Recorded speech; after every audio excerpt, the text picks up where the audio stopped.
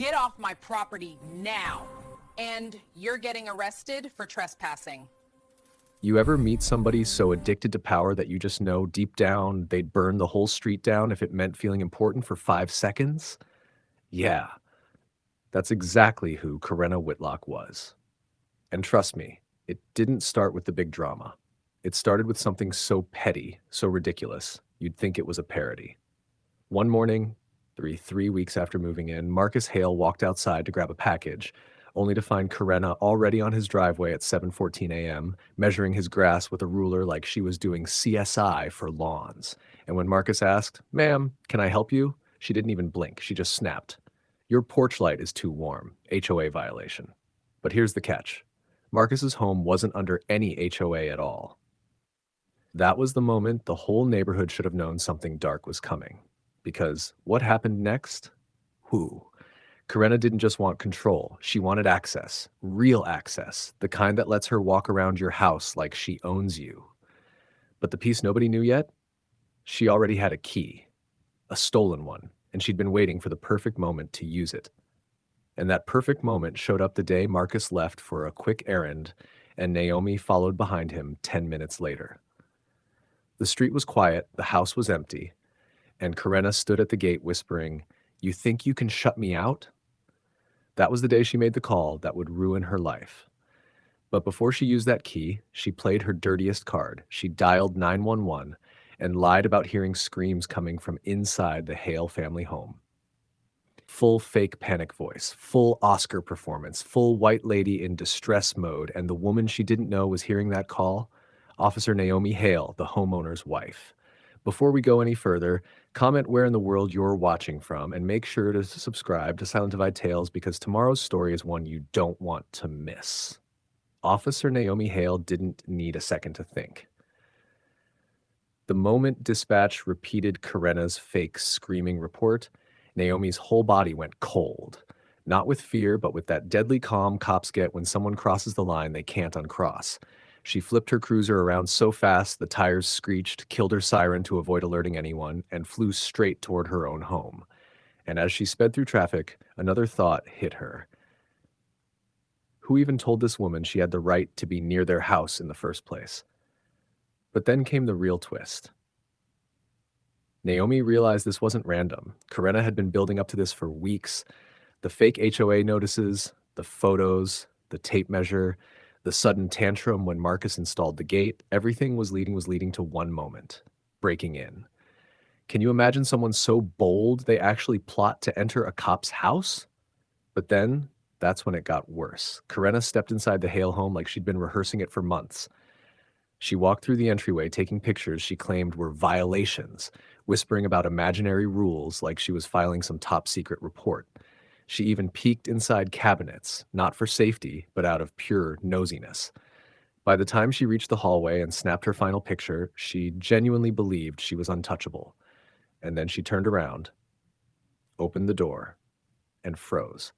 Because standing on that porch, uniform on, badge out, cruiser parked right behind her, was Officer Naomi Hale, staring dead into her soul. Karenna locked up like her bones turned to cement.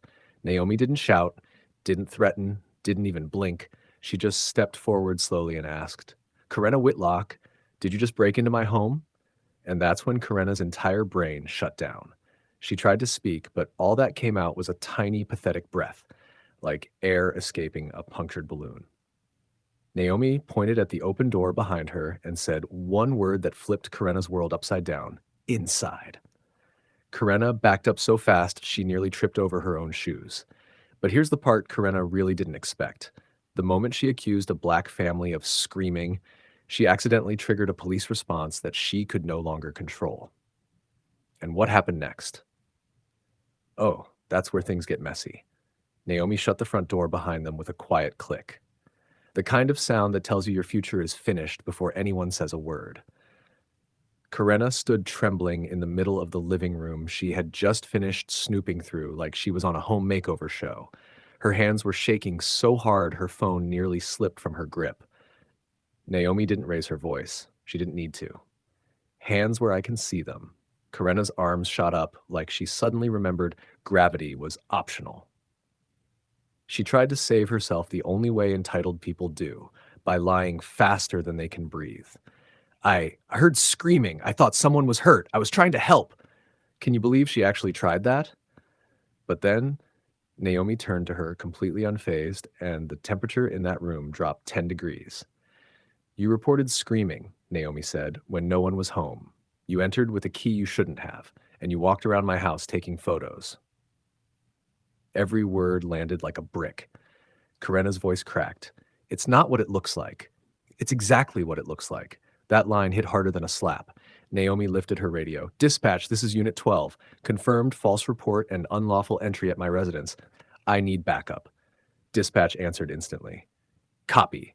Units en route. ETA 3 minutes. Karenna's knees gave out so fast she had to grab the edge of the couch to stay upright. BB burglary? She stammered. No, I'm the HOA president. I was inspecting. Naomi didn't miss a beat. You're allowed nothing in this house. The timing was perfect because that's when the patrol cars arrived, lights flashing quietly, rolling up like Judgment Day had finally clocked in for work. Officer Carter Briggs and Officer Damon Reed stepped out, eyes locked on the trembling woman in Naomi's living room. Officer Hale? Briggs said. You good? Yeah, Naomi replied calmly. Suspect entered my home with a stolen key and filed a false emergency report. Karenna tried making one last stand, if you could call it that. I heard something. I swear. Officer Reed cut her off. Ma'am, dispatch replayed your call. There were no screams. That was the exact moment Karenna realized she wasn't going home. Because next, Naomi reached for her cuffs, and that's when everything exploded. Naomi didn't rush. She moved with that slow, steady confidence of someone who's been waiting weeks for the truth to finally expose itself. Karenna froze when she saw the cuffs, her whole face collapsing like wet tissue paper. No, wait, please, can't we talk about this? She whimpered, voice wobbling like cheap speakers. But Naomi was done listening. You entered without permission. You used without permission. You used a stolen key. You triggered emergency services with a fake report. Click. One cuff locked around Karenna's wrist. That is breaking and entering. Click. The second cuff snapped shut, sealing her fate. And that, Naomi added, is criminal trespass plus filing a false emergency call. Karenna broke. Not graceful tears, full, sloppy, panicked little whimpers that made every officer in the room cringe.